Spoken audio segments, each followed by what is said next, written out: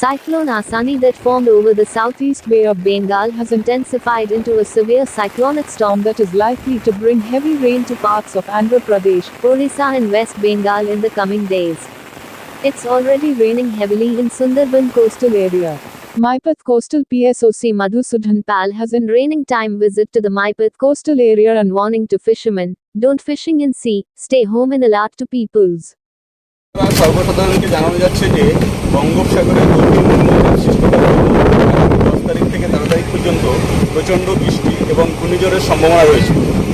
সমস্ত মৎস্যজীবীকে বলা হচ্ছে যারা মাছ ধরতে গেছেন তাদের মধ্যে ফিরে আসবেন, আর যারা মাছ ধরতে যাওয়ার পরিকল্পনা করছেন তারা কেউ সমুদ্রে বা নদীতে মাছ ধরতে যাবেন না।